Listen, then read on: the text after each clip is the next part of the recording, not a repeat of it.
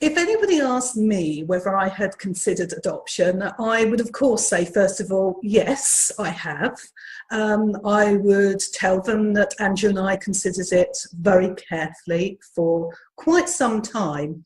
Now, I was about 46, 47 when we finally decided that we had to stop trying. And Andrew is sort of 18 months older than I am, which means that he was approaching 50, but not quite there yet.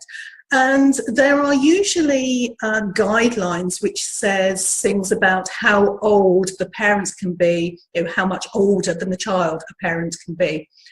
So there was no chance that we were going to be adopting a young child, a baby. It was going to be somebody who was, in their sort of 9, 10 years old, something like that.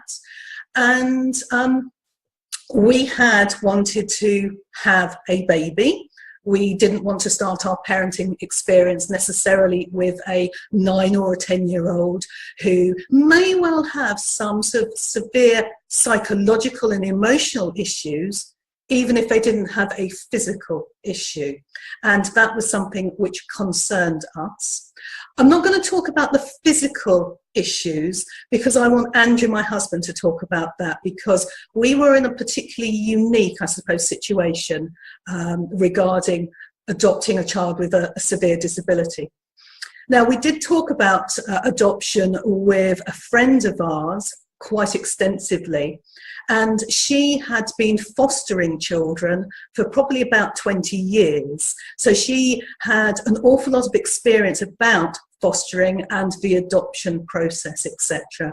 And we talked to her about it, and I just thought, I've been through hell and back through infertility and failed IVF, loads of surgery for endometriosis, and I'm not emotionally strong enough to go through the adoption process.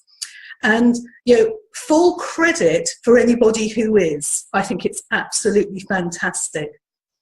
The last thing I'd like to say is that it does frustrate me slightly when people who are parents suggest adoption or mention adoption as if it's almost the solution to the fact that children out there don't have parents and need to be adopted.